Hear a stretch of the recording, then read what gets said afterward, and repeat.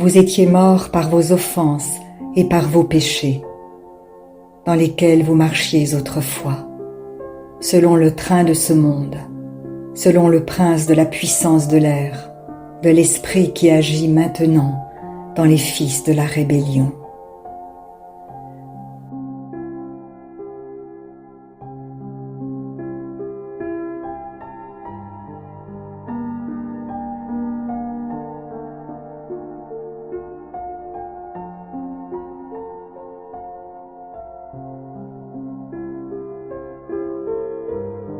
Nous tous aussi, nous étions de leur nombre, et nous vivions autrefois selon les convoitises de notre chair, accomplissant les volontés de la chair et de nos pensées, et nous étions par nature des enfants de colère, comme les autres.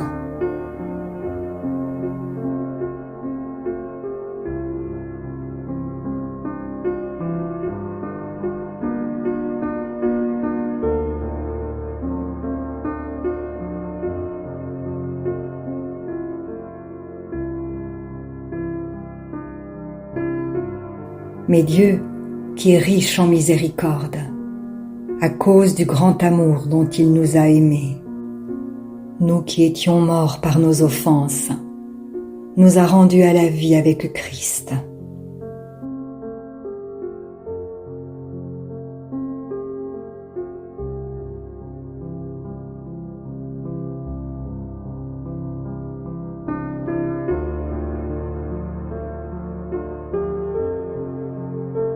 C'est par grâce que vous êtes sauvés.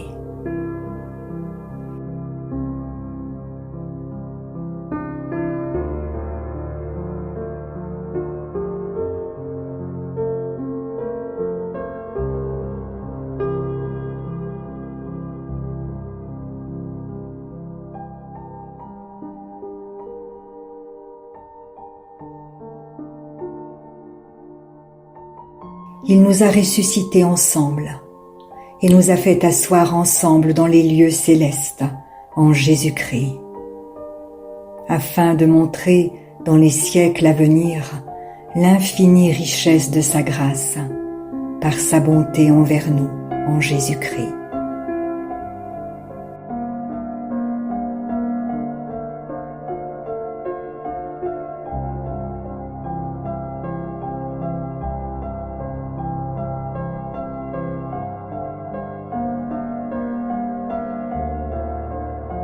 Car c'est par la grâce que vous êtes sauvés, par le moyen de la foi. Et cela ne vient pas de vous, c'est le don de Dieu.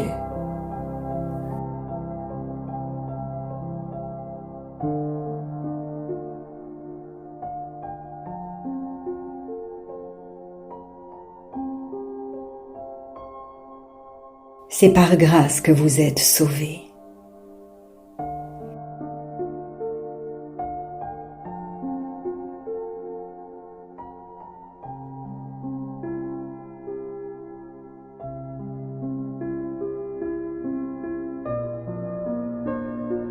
Ce n'est pas par les œuvres, afin que personne ne se glorifie.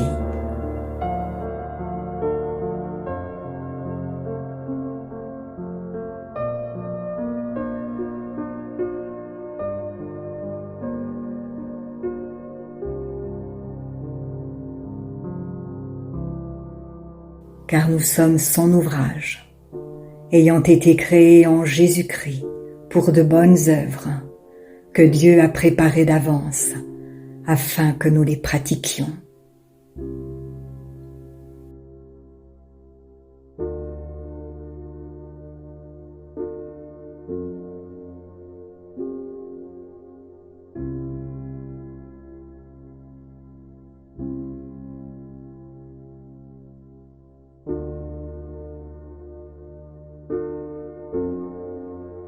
C'est par grâce que vous êtes sauvés.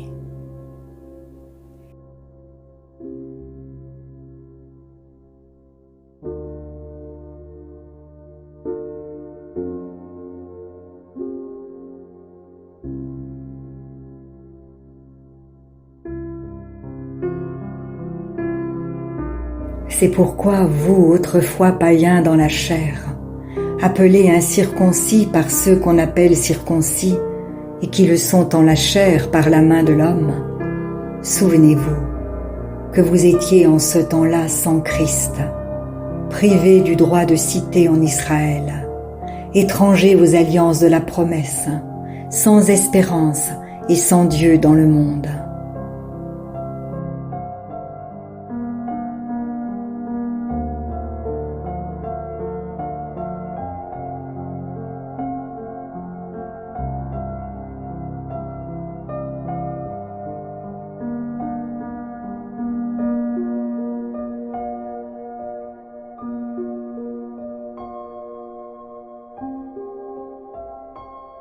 Mais maintenant, en Jésus-Christ, vous qui étiez jadis éloignés, vous avez été rapprochés par le sang de Christ.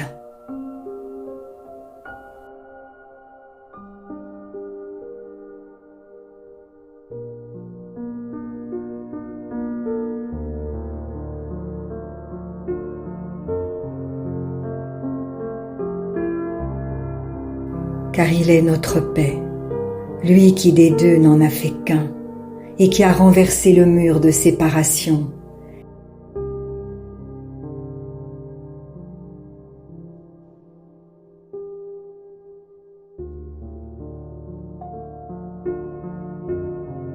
C'est par grâce que vous êtes sauvés.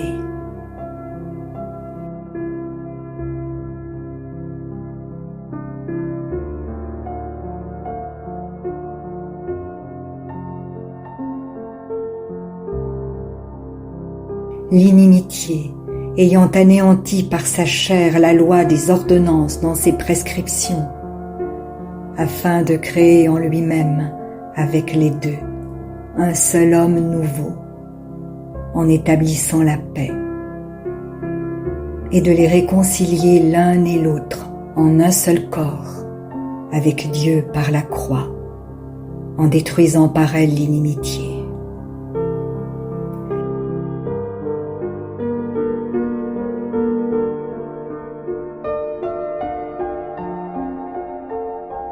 Il est venu annoncer la paix à vous qui étiez loin, et la paix à ceux qui étaient près.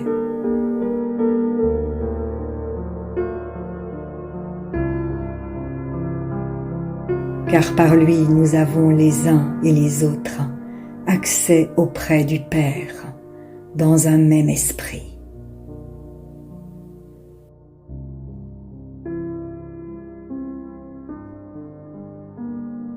Ainsi donc, vous n'êtes plus des étrangers, ni des gens du dehors, mais vous êtes concitoyens des saints, gens de la maison de Dieu.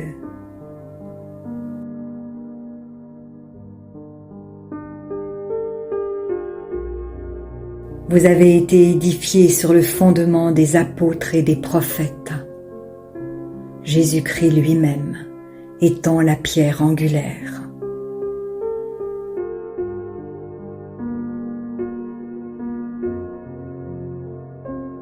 En lui, tout l'édifice, bien coordonné, s'élève pour être un temple saint dans le Seigneur. En lui, vous êtes aussi édifiés pour être une habitation de Dieu en esprit.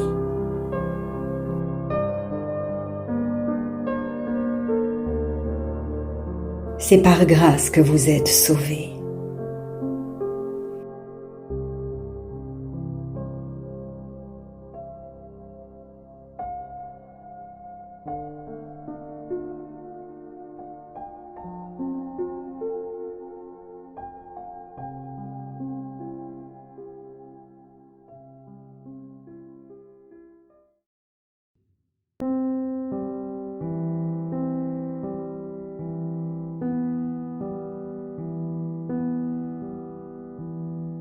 Si la parole de Dieu touche votre cœur, ne l'endurcissez pas. C'est Jésus qui se manifeste. Il vous dit, « Voici, je me tiens à la porte et je frappe. Si quelqu'un entend ma voix et ouvre la porte, j'entrerai chez lui. Je souperai avec lui et lui avec moi. Alors, si vous n'avez pas encore fait de Jésus votre Sauveur et votre Seigneur personnel, vous pouvez maintenant le faire. Déclarez à haute voix et d'un cœur sincère: Père, je te remercie parce que tu as envoyé Jésus-Christ mourir sur la croix pour mes péchés et tu l'as ressuscité des morts. Je désire, du plus profond de mon cœur, recevoir ce pardon et être racheté par le sang de Jésus. Je t'accueille maintenant, Jésus, comme mon Seigneur et mon Sauveur. Je renonce désormais au péché et je veux te suivre tous les jours de ma vie. Au nom de Jésus. Amen. Si vous avez fait cette prière, dites-le nous simplement dans les commentaires. Nous prierons pour vous et nous nous réjouirons avec le ciel tout entier, car Jésus a dit: sachez qu'il y a plus de joie dans le ciel pour un seul pécheur qui se repent que pour 99 justes qui n'ont pas besoin de repentance. Puis continuez de vous fortifier et de vous purifier par la parole de Dieu. La foi vient, mais elle ne vient que d'une seule source, de ce qu'on entend de la parole de Christ. Demandez à l'Esprit Saint de vous guider et de vous éclairer dans sa connaissance. Il vous conduira dans toute la vérité. Il vous équipera pour toutes les circonstances de votre vie. Vous verrez que peu à peu, il vous révélera ce que ne peuvent comprendre ceux qui ne vont pas dans la parole. Car l'homme naturel n'accepte pas ce qui vient de l'Esprit de Dieu. C'est une folie pour lui. Il est même incapable de le comprendre, parce que c'est spirituellement qu'on en juge. Et maintenant, ne restez pas seul. Trouvez une église qui se nourrit de la parole et y est fidèle. Soyez vigilants dans les enseignements que vous écoutez, car plusieurs faux prophètes s'élèveront et ils séduiront beaucoup de gens. Et en toute chose, faites une confiance absolue au Seigneur. Vous êtes richement bénis.